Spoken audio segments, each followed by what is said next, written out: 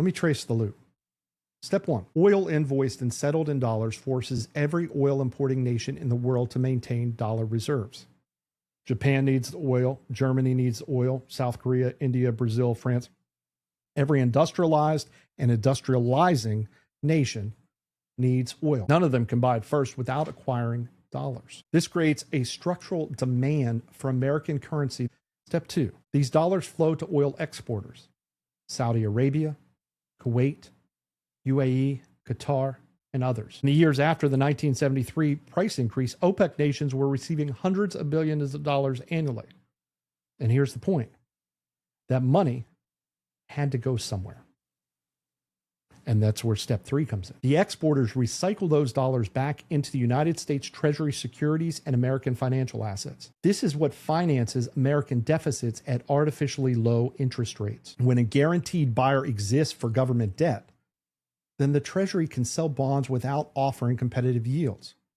When your debt is denominated in a currency that the world is forced to hold, you can borrow cheaply and in quantities that would bankrupt any other nation. Step 4, the world's largest military patrols the sea lanes that guarantee oil delivery and protects the regimes that invoice oil in dollars.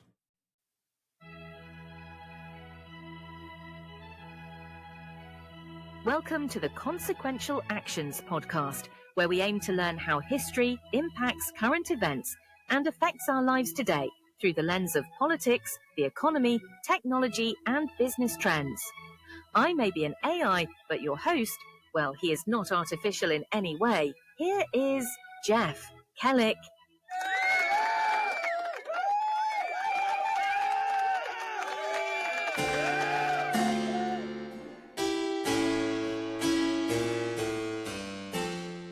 On Wednesday evening, April 1st, 2026, President Donald Trump addressed the nation in prime time from the cross hall of the White House. 1 month into Operation Epic Fury, the president declared victory in sweeping terms. In these past 4 weeks, our armed forces have delivered swift, decisive, overwhelming victories on the battlefield. Victories like few people have ever seen before. Tonight, Iran's navy is gone. Their air force is in ruins. They have no anti-aircraft equipment. Their radar is 100% annihilated. We are unstoppable as a military force. 48 hours later, Iran shot down an American F-15 Eagle Strike Eagle over central Iran. The jet from the 48th Fighter Wing's 494th Fighter Squadron went down with 2 crew members aboard. One was rescued. The other remains missing as of this recording. An A-10 Warthog participating in the rescue mission was also hit and crashed near the Strait of Hormuz. 2 Black Hawk helicopters took fire during the recovery operation. Iran claimed it used what it called a new advanced air defense system, the very capability the president had told the nation no longer existed. CBS News correspondent David Martin put it simply, they said Iran had lost 90% of its missile launch capabilities, and yet the Iranians have continued to launch missiles. And now this. This episode is not about one speech or one aircraft. It is about a system, a 50-year architecture of American dominance built on oil, dollars, and aircraft carriers that is now cracking under its own contradictions. The Strait of Hormuz, the 21-mile wide chokepoint through which 20% of the world's oil flows, has been effectively closed for 5 weeks. Iran is running a toll booth, and the toll is payable in Chinese yuan, not American dollars. Financial analysts are reporting accelerating shifts in dollar usage. According to Deutsche Bank, the Iran conflict may represent what they call a key catalyst for erosion in petrodollar dominance. Central banks are buying gold at record rates. Gulf states that hosted American bases in exchange for protection have watched Iranian missiles strike their capitals and discovered that Washington could not stop it. A war fought to demonstrate American indispensability is demonstrating the opposite. The feedback loop that sustained American hegemony since 1974 appears to be running in reverse.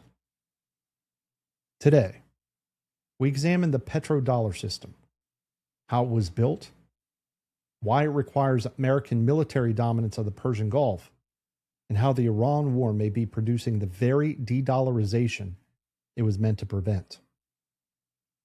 Those who listen to our Monetary Alchemy episode in the New Leviathan series will recognize some of this territory. Today, we extend that analysis from the Federal Reserve to the aircraft carrier, from fiat currency to the military commitment that underwrites it. I am Jeff Kellick, and this is the Consequential Actions Podcast.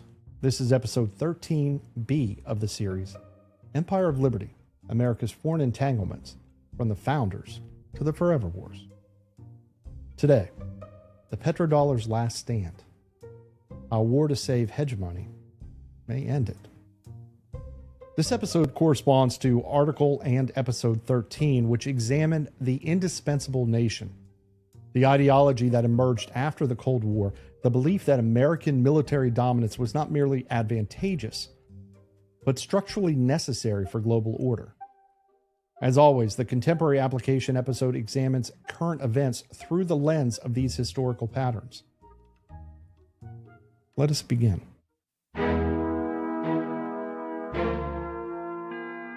To understand why the United States is at war in the Persian Gulf in 2026, we must return to a Sunday evening in August 1971. On August 15, 1971, President Richard Nixon appeared on television to announce what his administration called the new economic policy.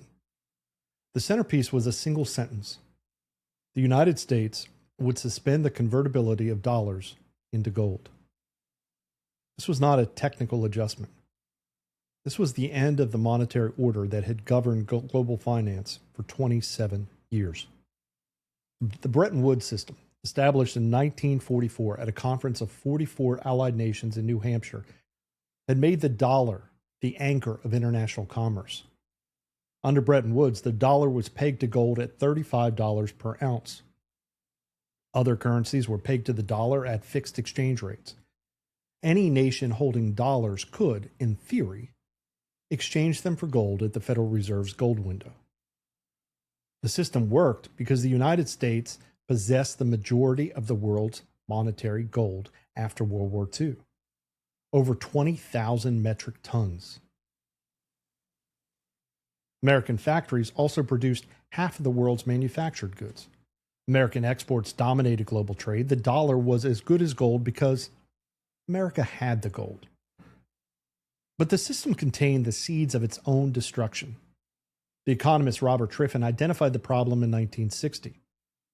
For the dollar to serve as the world's reserve currency, America had to run trade deficits to supply the world with dollars. We are going to exchange our paper for your goods. That's going to create a trade deficit. But running deficits meant accumulating debt and depleting those gold reserves.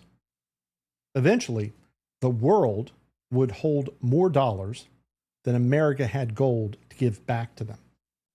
By the late 1960s, Triffin's dilemma was no longer theoretical. The Vietnam War was costing billions of dollars annually, money created by the Federal Reserve and spent on arms, as well as being spent overseas. There it accumulated in foreign central banks. Lyndon Johnson's Great Society programs added domestic spending that further expanded the money supply. American industry faced growing competition from rebuilt economies in Germany and Japan, and the trade surplus that had made Bretton Woods work turned into chronic deficits. Foreign governments began to notice the arithmetic of the problem. If the United States had issued more dollars than it had the gold to back at $35 per ounce, then the dollar was overvalued. And the rational response was to convert your dollars to gold at that rate before America ran out. France, under Charles de Gaulle, led the charge. De Gaulle viewed dollar hegemony as a form of American imperialism, allowing Washington, as he put it, purchase real goods and real companies with paper that America could print at will. The French finance minister called it exorbitant privilege. Beginning in 1965, France began to systematically convert its dollar reserves to gold and repatriate the metal. By 1971, American gold holdings had plummeted from over 20,000 metric tons after World War II to just 8,100 tons.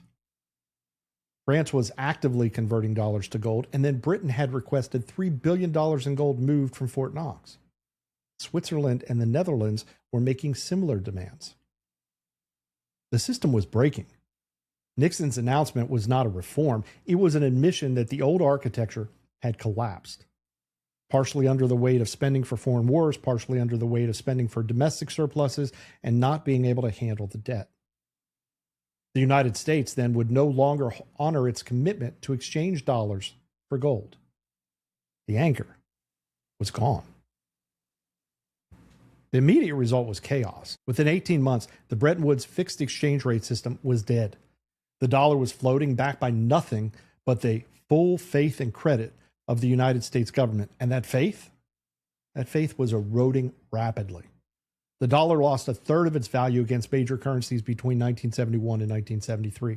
And then came the oil shock. October 6, 1973, Egypt and Syria launched a coordinated attack on Israel, the Yom Kippur War. The United States airlifted military supplies to Israel, and in response, Arab members of OPEC announced an oil embargo against the United States and other nations supporting Israel.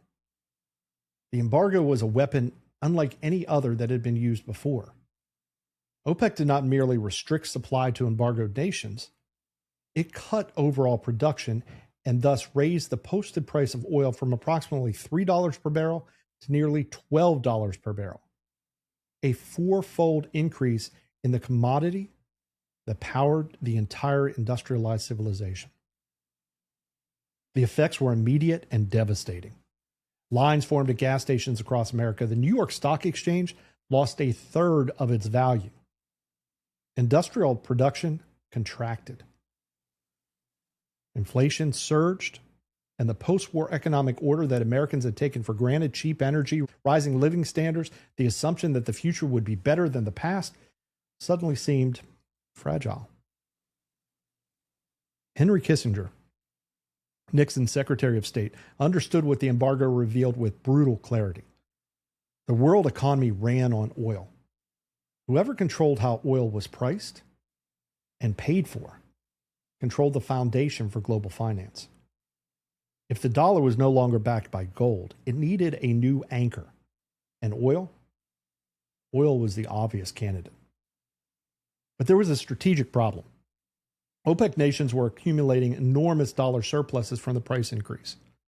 If those dollars flowed into European banks or used to purchase European goods, America's competitors would benefit from Arab wealth while America paid inflated prices.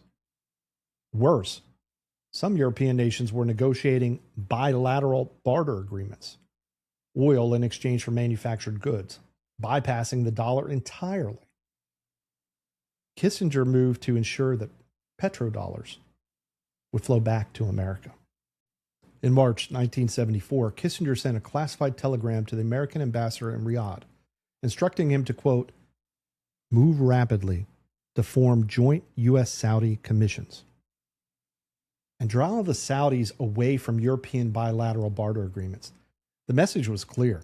Saudi Arabia must not be allowed to diversify away from the dollar. On June 8, 1974, Kissinger and Crown Prince Fahd signed the Framework Agreement at Blair House. This established the U.S.-Saudi Joint Commission on Economic Cooperation. The public agreement covered military sales, economic development, and technical assistance. But the public agreement was only the surface. The real deal came a month later.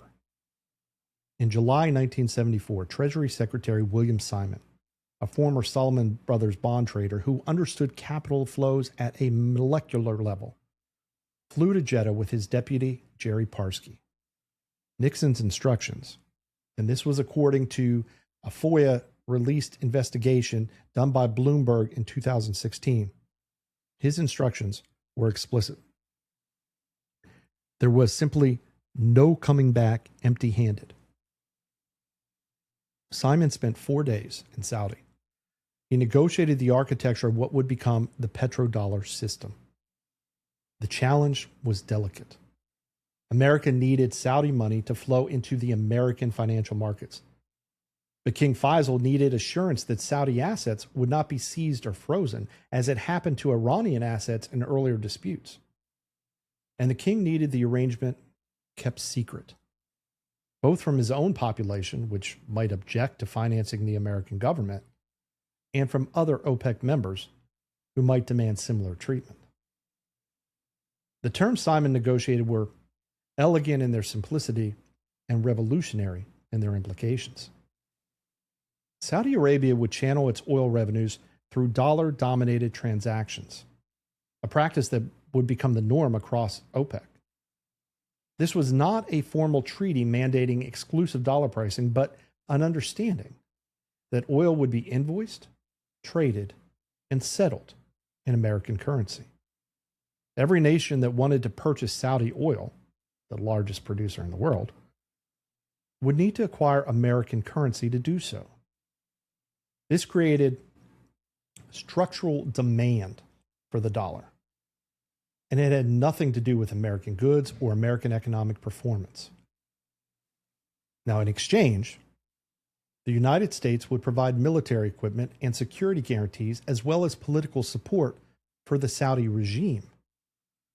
The House of Saud would have the implicit backing of the American power against both external enemies and internal challengers.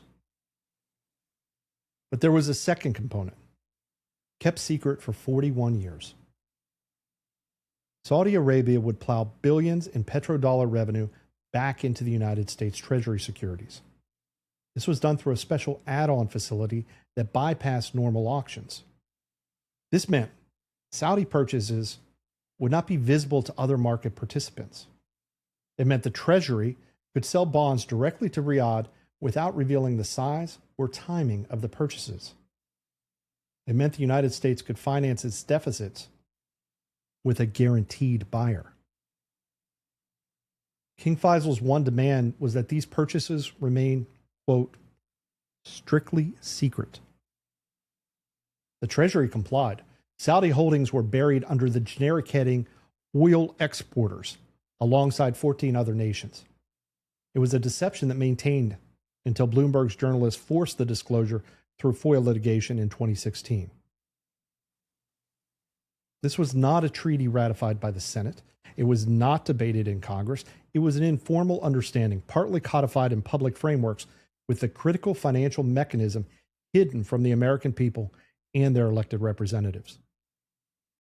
The mechanism was self-reinforcing in ways that would shape the next half century of American foreign policy. Let me trace the loop. Step 1. Oil invoiced and settled in dollars forces every oil importing nation in the world to maintain dollar reserves. Japan needs oil, Germany needs oil, South Korea, India, Brazil, France. Every industrialized and industrializing nation needs oil. None of them can buy it first without acquiring dollars. This creates a structural demand for American currency that persists regardless of American trade deficits, regardless of American debt levels, regardless of American poor economic policy or economic performance. Step 2. These dollars flow to oil exporters: Saudi Arabia, Kuwait, UAE, Qatar, and others. In the years after the 1973 price increase, OPEC nations were receiving hundreds of billions of dollars annually. And here's the point. That money had to go somewhere. And that's where step 3 comes in. The exporters recycle those dollars back into the United States Treasury securities and American financial assets. This is what finances American deficits at artificially low interest rates. The mechanism is straightforward. When a guaranteed buyer exists for government debt, then the Treasury can sell bonds without offering competitive yields. When your debt is denominated in a currency that the world is forced to hold, you can borrow cheaply and in quantities that would bankrupt any other nation. So we incentivized the buying of our debt at artificially low rates by other countries. And we can do that because they have the surpluses from the exported oil that they're buying and financing and invoicing in US dollars. Step 4,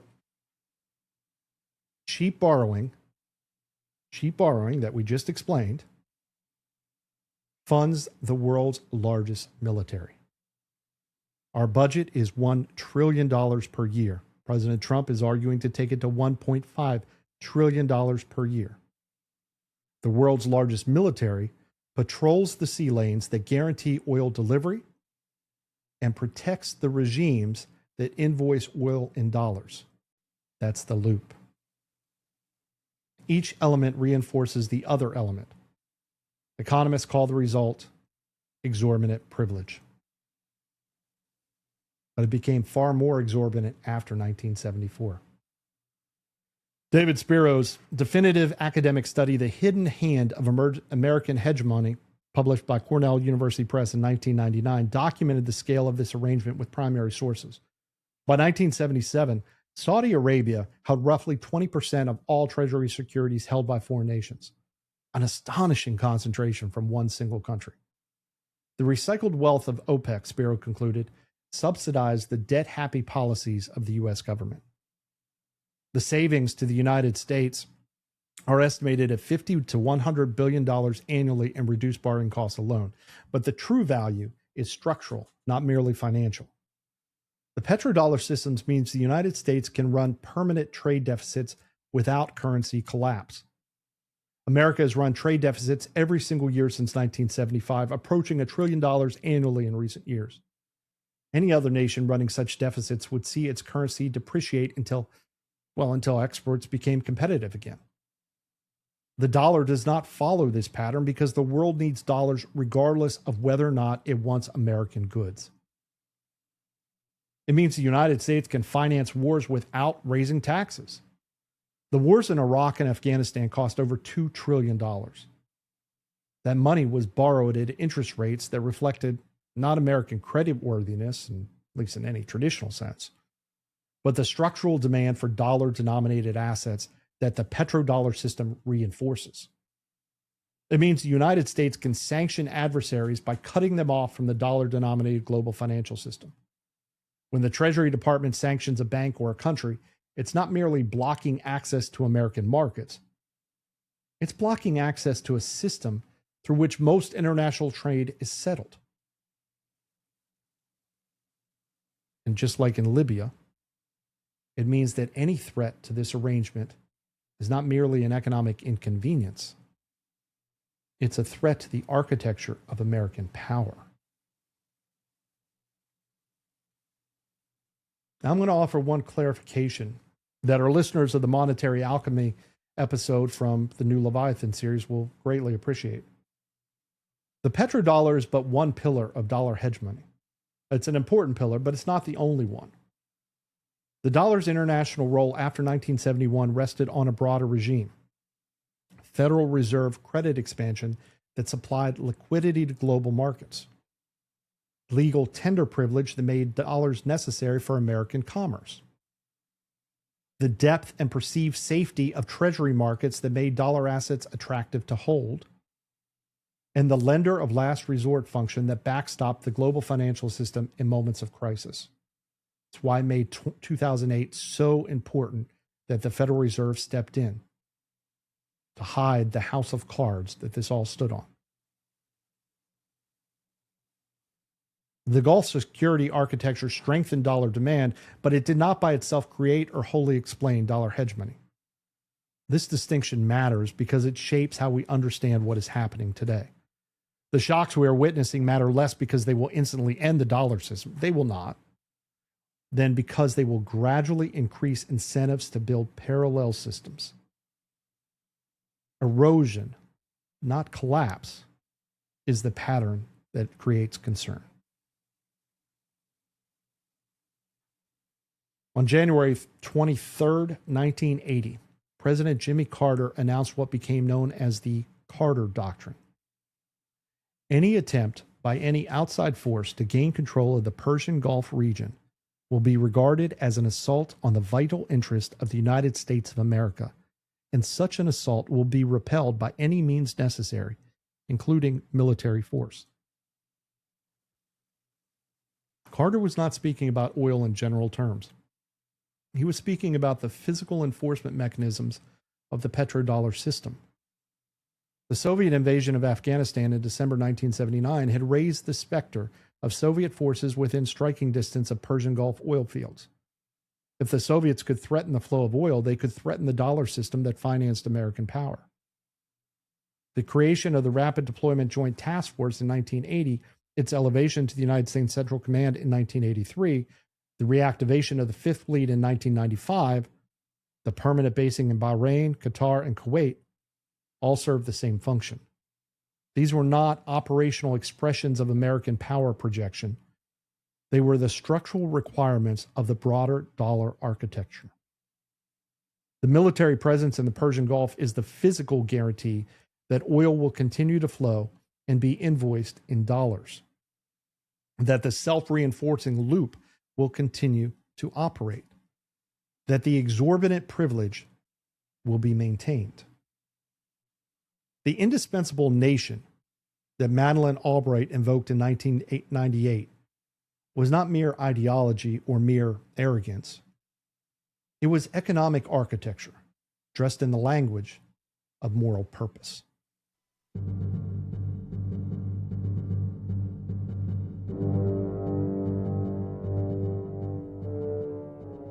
If the petrodollar system is an abstraction, flows of currency and debt instruments invisible to ordinary citizens, the Straits of Hormuz is where that abstraction becomes physically real.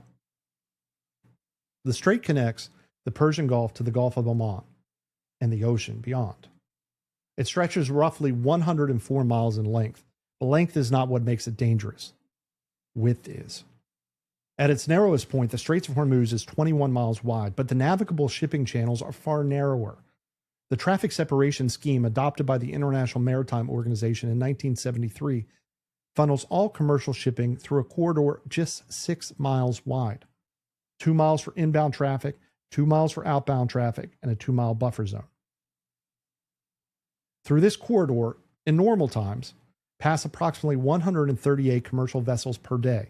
They carry roughly 20 million barrels of oil, crude plus petroleum products, representing approximately 27% of all seaborne oil trade and 20% of global petroleum consumption. The strait also handles 112 billion cubic meters of LNG, liquefied natural gas, roughly 20% of the global LNG market. Qatar alone accounts for the vast majority of this traffic. Iran's geographic position makes it the dominant military actor on this waterway, and no amount of American naval power can change the basic physics of the situation.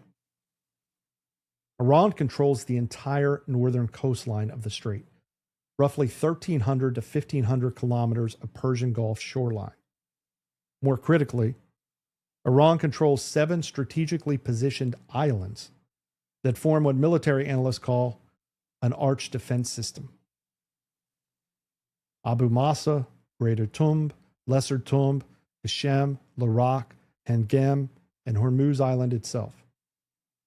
Iranian officials have called these islands stationary and unsinkable aircraft carriers.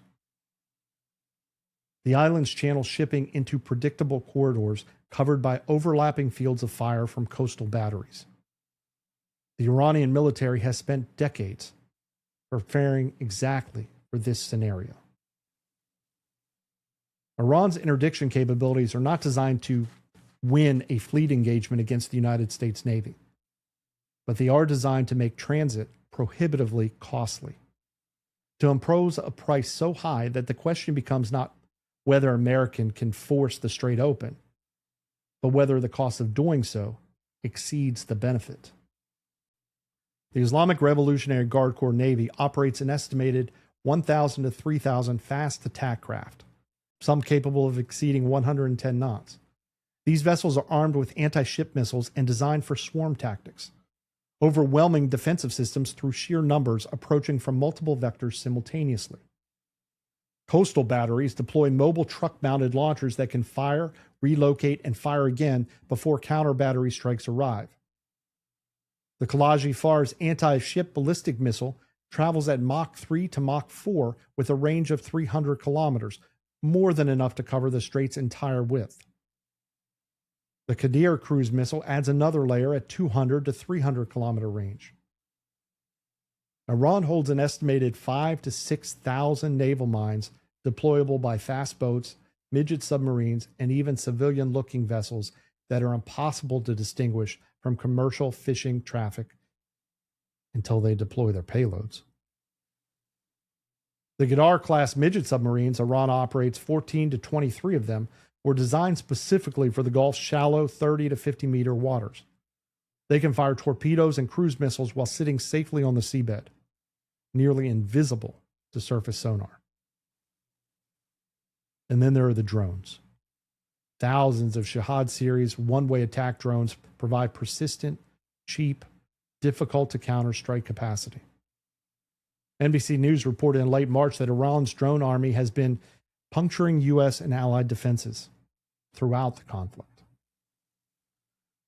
The question that policymakers rarely ask in public is, why the Strait matters so much when alternatives exist?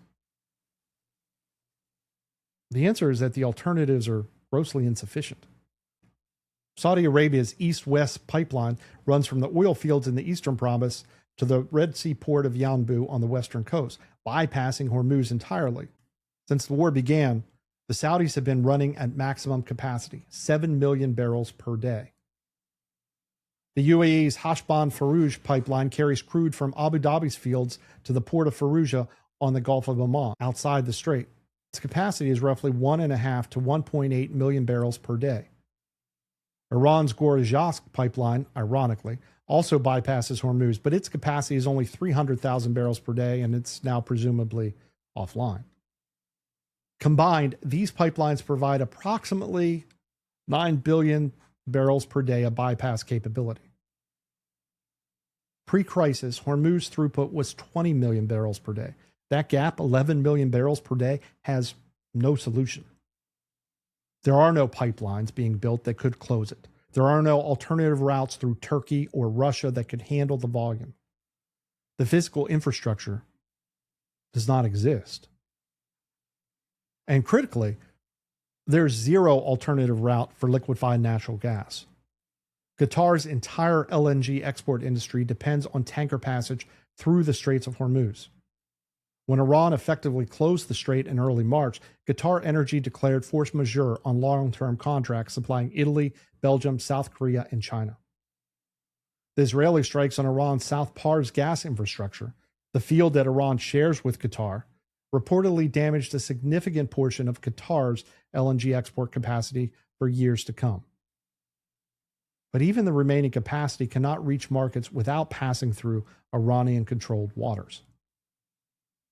This is why Iran holds the leverage it holds. Not because its military can defeat the United States Navy in open battle. It cannot. But because it can impose costs faster than the United States can eliminate Iranian capability. Every tanker that hits a mine, every insurance premium that doubles and doubles again, every refinery struck by a missile shifts the economic calculus. And now Iran has done something unprecedented in the history of global energy markets. When Iran restricted the strait in early March, commercial traffic plunged from normal levels to near zero. Thousands of vessels were stranded in and around the chokepoint. But Iran did not impose a total blockade. It established something potentially more revolutionary: a selective passage regime with transit fees dominated in Chinese yuan. On March 26, Iran announced that ships from China, Russia, India, Iraq, and Pakistan would be permitted passage. Malaysia, Thailand, and the Philippines followed. Iran-sanctioned Ghost Fleet tankers continued operating, reportedly comprising nearly half of all crossings since the conflict began. Chinese banks, ICBC and the Bank of China, established what they are calling Hormuz Payment Desk. They established these in Dubai, Muscat, and Mumbai.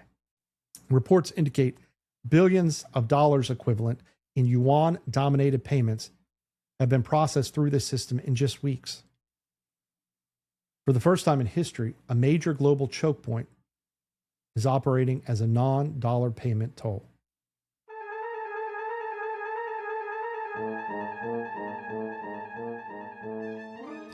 Let us return to the president's April 1st address and examine the specific claims against the specific facts that have emerged in the days since. The speech lasted approximately 19 minutes. It was delivered from the Cross Hall of the White House at 9 o'clock Eastern Time. It was carried on all major networks and streaming platforms. The president spoke from prepared remarks, although he ad-libbed frequently, especially when he talked about the Iranian capabilities and American success. The address was designed to reassure the American public 1 month into a war that had disrupted global energy markets, sent gasoline prices to their highest levels in decades, and produced images of missiles striking Gulf cities that Americans were told could not be hit. So let us examine the claims systematically. Claim 1. Iran's navy is gone. Their air force is in ruins. The president spoke these words with emphasis, drawing out the word gone for effect. The reality is considerably different. Iran continues to operate fast attack craft throughout the Persian Gulf. The Strait of Hormuz remains under effective Iranian control 5 weeks into the conflict. Not contested, not partially open, but under Iranian control. Iran is deciding which ships pass and which do not. Iran is charging transit fees in yuan. Iran is inspecting vessels for contraband. This is not what the navy is gone looks like. Iranian drones have continued to strike targets across the region. The UAE's Ruwas refinery was hit. Saudi refineries in Riyadh were hit. Refineries in the Saudi capital, over 1,000 kilometers from Iranian territory. Qatar's Ras Laffan LNG complex was struck repeatedly. A port on UAE's main alternative export terminal, the one that was supposed to bypass Hormuz, was hit multiple times. All of this occurred after the president told Americans the Iranian Navy no longer existed. Claim 2. They have no anti-aircraft equipment. Their radar is 100% annihilated. The claim was categorical, not diminished, not significantly degraded, 100% annihilated. No anti-aircraft equipment. The reality was demonstrated 48 hours later when Iran shot down an F-15E Strike Eagle, the first manned American combat aircraft down by an enemy fire in over 2 decades. The F-15E is not a vulnerable aircraft. It is one of the most capable fighter bombers in the American inventory. Equipped with sophisticated electronic warfare systems, flares, the ability to detect and evade hostile radar. The fact that the Iranian air defenses tracked it, locked onto it, and destroyed it with both crew members aboard suggests the Iranian capabilities are considerably more intact than the president claimed. The following day, April 3rd, Iranian state media claimed to have downed a second American aircraft, though the Pentagon has not confirmed this. Iran stated it used what it called a new advanced air defense system, developed after the exchanges of 2025, the 12-day war. CNN reported, citing 3 sources familiar with U.S. intelligence assessment, that approximately half of Iran's missile launchers remain operational despite 5 weeks of intensive strikes. Thousands of one-way attack drones remain in Iranian inventories. The air defense network, reportedly 100% annihilated, appears to retain significant capability. Claim 3. The conflict is nearing completion, and the United States is on track to complete all of America's military objectives shortly, very shortly. The president used the word shortly twice, as if repetition could make it true. The reality is that, as of this recording, on April 4th, 2026, the Strait of Hormuz remains closed to commercial shipping not approved by Iran. American forces have been unable to reopen it. Operation Epic Escort, the Pentagon's plan for naval convoys through the strait, has been indefinitely delayed due to what officials describe as unacceptable risk levels. And oil prices have spiked to their highest level since the 1973-74 oil crisis. over $140 per barrel for Brent crude at points in March. American gasoline prices have followed, creating the kind of kitchen table economic pain that translates directly into political consequences. No negotiated settlement is in sight. Iran has demanded American and Israeli withdrawal from the region as a precondition for talks, a demand that cannot be met. The administration has demanded Iranian surrender of nuclear capability and the end to support for regional proxies, demands Iran cannot accept while its government survives. The positions are maximalist. The path to resolution is invisible. Claim 4. The United States imports almost no oil from the Hormuz Strait and will not be taking any in the future. We do not need it. This statement is technically accurate and fundamentally misleading. It misleads in a way that suggests the president either does not understand how global oil markets work or is hoping his audience does not understand. The United States is now a net oil exporter. American refineries do not depend on Gulf imports the way they did during the 1973 embargo. In that narrow sense, we do not need it is true. But oil is a globally traded commodity. When 20% of the world's oil supply is disrupted, prices rise everywhere. In London, in Singapore, in Houston, and at the gas station down the street from your home. It does not matter that the specific molecules flowing through American refineries came from Texas or Canada rather than Saudi Arabia. The global price sets the domestic price. European and Asian allies, Japan, South Korea, Germany, Italy, depend heavily on Gulf oil and LNG. Their economic stability is intertwined with American economic stability. A European recession triggered by energy crisis affects American exports, American jobs, and American financial markets.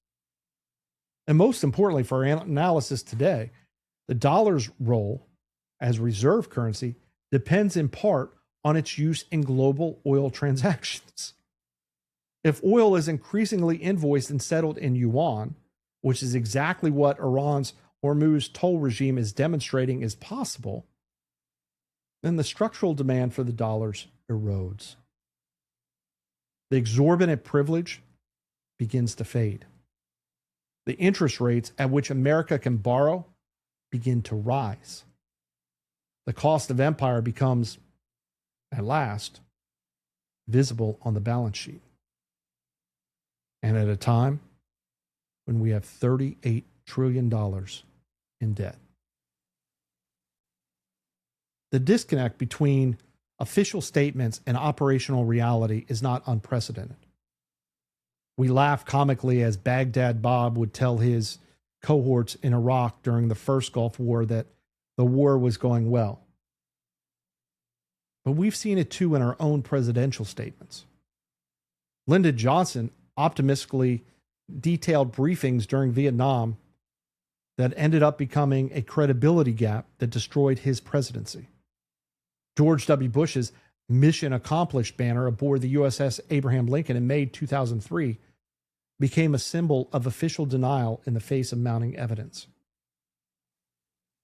But the speed of this particular contradiction, 48 hours from no anti-aircraft equipment to a downed F-15, is particularly striking.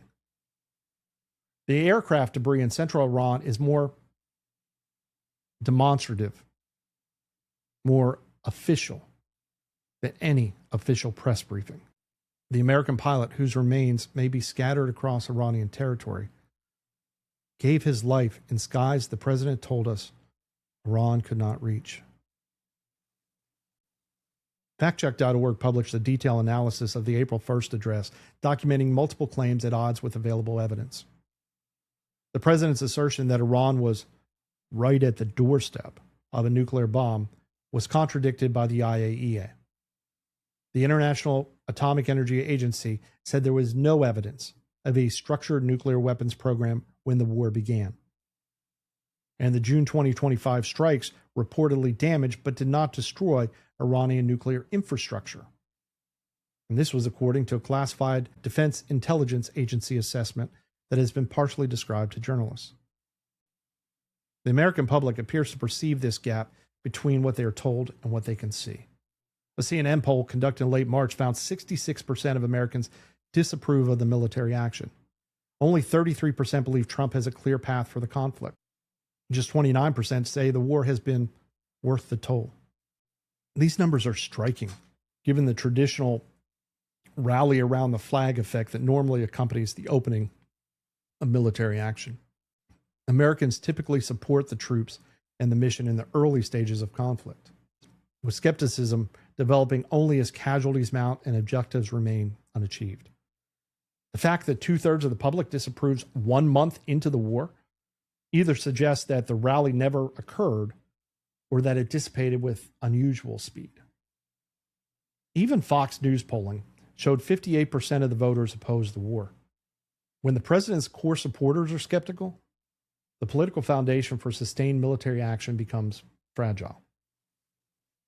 The president's approval rating has fallen to second-term lows in the 33 to 39% range, depending on the survey. These are not the numbers of a wartime president commanding national unity. These are the numbers of a leader whose credibility is in question. But the credibility gap extends beyond domestic policies to the international audience that matters most for the petrodollar system, the Gulf states themselves. Saudi Arabia, UAE, Kuwait, Bahrain, Qatar, these nations hosted American bases and invoiced their oil in dollars in exchange for implicit security guarantees. The arrangement was never formalized in treaty because the formalization would have required congressional involvement and it would have brought public scrutiny. But everyone understood the deal: American military protection in exchange for petrodollar cooperation. The arrangement worked because the American military dominance was credible. The Fifth Fleet patrolled the waters. American aircraft carriers could project power across the region. American fighter jets could strike any threat. The guarantee held because everyone believed it would hold. What has the Iran war demonstrated? Iran struck regional capitals with missiles and drones. Riyadh was hit, the Saudi capital, the seat of the House of Saud, the symbolic center of the kingdom whose 1974 understanding with Washington created this system. Abu Dhabi was hit, Kuwait City was hit, Manama was hit, Doha was hit, capital cities with images broadcast around the world showing American ally cities under Iranian fire. Saudi refineries in Riyadh were struck, refineries over 1,000 kilometers from Iranian launch sites, deep in the Saudi interior. The UAE's Ruwais facility was hit, the massive industrial complex that processed much of the Emirati crude production. Qatar's Ras Laffan complex, the largest LNG export facility in the world, was hit repeatedly. And the UAE's port that bypasses the Hormuz was struck multiple times. And Washington could not stop it. The think tank's Monitor analysis compared the situation directly to Britain's Suez Crisis of 1956, the moment when imperial overreach revealed that the security guarantees underwriting British hegemony were hollow. Gulf states that traded oil in dollars and hosted American bases in exchange for protection discovered in the space of 96 hours that the deal no longer works. Iran struck GCC capitals and Washington could not stop it, according to the write-up. When your protector cannot protect you, you reconsider the bargain. Perhaps most significantly, Gulf states, including Saudi Arabia, denied Washington their use of their territory airspace to carry out raids against Iran. This is not neutrality born out of principle. The Gulf states have no love for the Iranian regime. It is calculation born of vulnerability. If hosting American operations means Iranian missiles striking your cities, and American air defense cannot prevent those strikes, then hosting American operations is a losing proposition. The implicit bargain, security for dollars, appears to be fraying in both directions. America cannot provide the security, and the Gulf states are questioning whether to continue the dollar arrangement.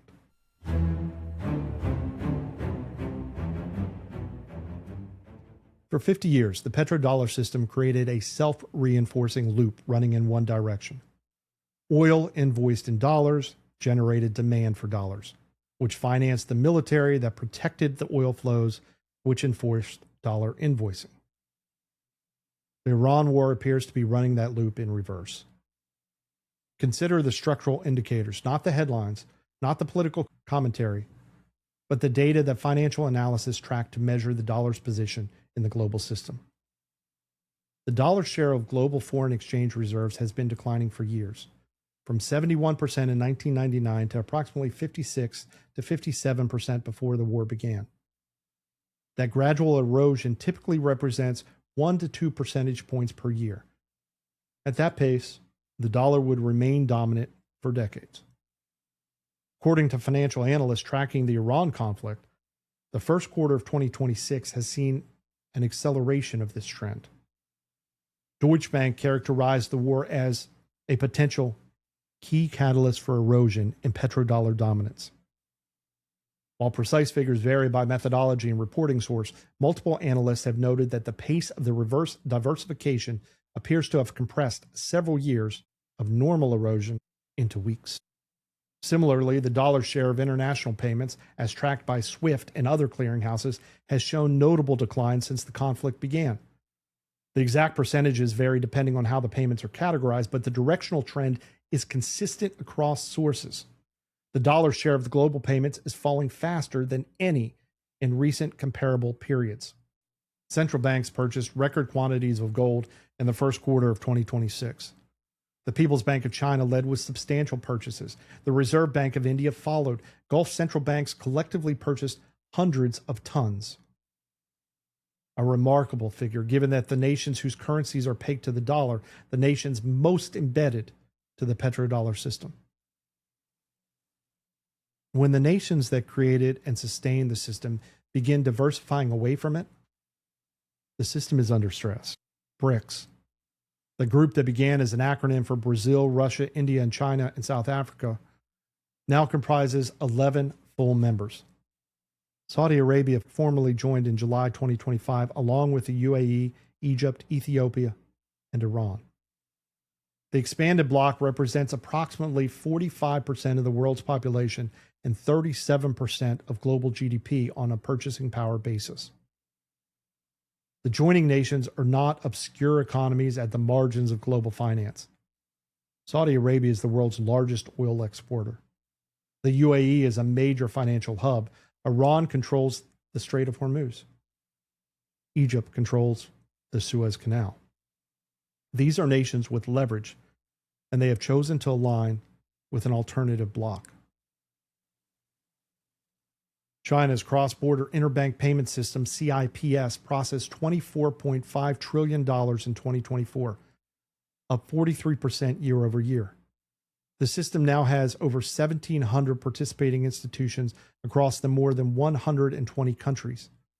CIPS is not yet a replacement for SWIFT, but is no longer a marginal experiment. It is an infrastructure for parallel financial system. An estimated 90% of intra-BRICS trade now settles in local currencies rather than dollars, up from 65% 2 years ago. Trade between China and Russia and China and Brazil and China and Saudi Arabia increasingly bypasses dollar clearing entirely. Each transaction is a small erosion of the system William Simon built in Jeddah in 1974. In Saudi Arabia, the kingdom whose 1974 understanding with Washington anchored the petrodollar system, has been exploring alternatives. Reports indicate the Saudis have begun settling a portion of their crude oil exports in yuan. Though the exact percentage remains disputed among analysts, what is not disputed is the direction. A relationship that was once exclusive to dollar invoicing is no longer exclusive. Deutsche Bank analysts characterized the Iran conflict in March 26 as potentially the beginning of the petro-yuan era. The Asia Times analysis posed the question directly: is the US dollar really winning the war with Iran? Their answer: each sanctioned transaction settled in yuan, each bypass of dollar clearing systems, and each bilateral arrangement outside traditional frameworks incrementally reduces reliance on the dollar. The irony is structural, not merely rhetorical. The war to demonstrate American military dominance has demonstrated its limits. Half of Iran's missile capability survives despite 5 weeks of strikes. American aircraft are being shot down. The strait that American forces were supposed to keep open is operating as an Iranian toll booth. The war to preserve the security architecture that underwrites the petrodollar has revealed that the architecture cannot deliver on its implicit promise. Gulf states absorbed Iranian strikes while Washington proved unable to prevent them. The sanctions meant to isolate Iran have accelerated the development of alternative payment systems. SIPs, BRICS, settlement mechanisms, yuan-denominated energy contracts, all are experiencing their most rapid growth precisely because the dollar-based systems have both weaponized against Russia and now Iran. The war to prevent a multipolar order is actually bringing that order into existence. In our Monetary Alchemy episode from the New Leviathan series, we examined how the Federal Reserve's creation of money from nothing during the COVID crisis revealed the true nature of fiat currency. We traced how the closing of the gold window in 1971 unmoored the dollar from any physical constraint and how that unmooring required a new anchor. Today, we have seen what that anchor is and what happens when it begins to slip. The petrodollar is not an abstraction. It is aircraft carriers and air bases. It is the Fifth Fleet in Bahrain and the Central Command in Tampa. It is the implicit promise that American military force will guarantee the flow of oil and invoicing of that oil in dollars. When that promise is tested and found wanting, when the strait closes, when the refineries burn, when the jets fall from the sky, the anchor begins to drag. But let us be precise about what we are observing. The dollar will not collapse because of the Iran war. Reserve currencies erode over decades, not months. The infrastructure of dollar dominance, treasury market SWIFT, the financial reserves lender of last resort function remains formidable. What we are witnessing is not the collapse, but acceleration. Trends that were proceeding gradually are now proceeding rapidly. Alternatives that were theoretical are now operational. Relationships that were assumed are now questioned. The feedback loop that sustained American hegemony is not broken, but for the first time in 50 years, it is generating outputs that undermine the system rather than reinforce it.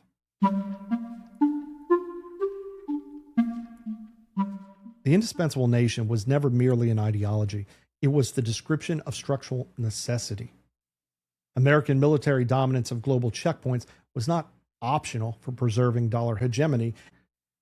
It was a requirement of that hegemony. The petrodollar loop required the physical capacity to guarantee oil flows.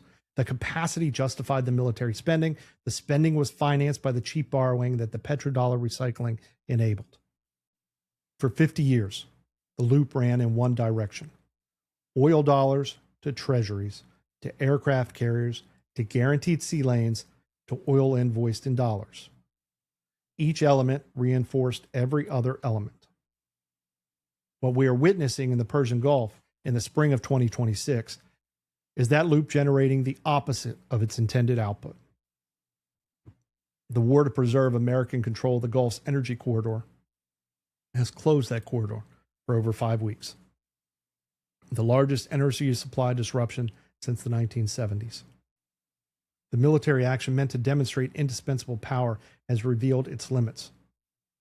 The F-15 debris in central Iran is more damning than any press briefing. The security guarantee that undergirded the petrodollar bargain has failed in its most important test.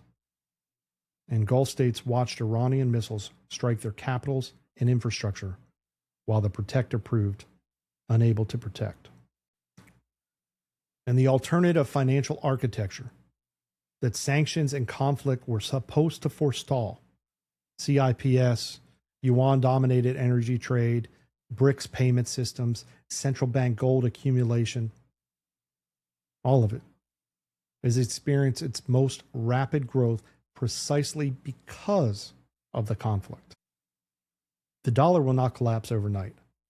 Dominant currencies erode gradually over decades. not in single quarters. The broader regime of fiat credit, treasury market depth, and the Federal Reserve backstopping remains intact. But the feedback loop that sustained American hegemony since William Simon's secret negotiation in Jeddah is now producing the conditions for its own unwinding. Worse to say, systems sometimes revealed that the systems were already failing.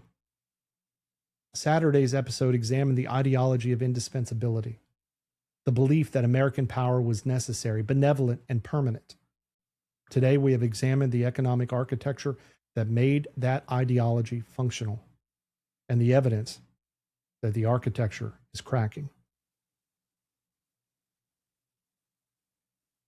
Next Sunday, Article 14 will examine foreign influence on American foreign policy, how interests other than American interests have shaped the decisions that brought us to this moment. I am Jeff Kellick, and this has been Episode 13, Part B of Empire of Liberty, America's Foreign Entanglements from the Founders to the Forever Wars on the Consequential Actions podcast. If you have enjoyed this episode and want to follow the series, please subscribe to our Substack page at consequentialactions.com. There you'll find all written articles, as well as our previous series on the General Welfare Clause and our aforementioned The New Leviathan. Also, subscribe to our YouTube channel at Consequential Actions Podcast for video versions of all podcast episodes, and follow me on X at jkellick for updates, discussions, and announcements. We continue to post articles and welcome your participation. Until next time, have a great day.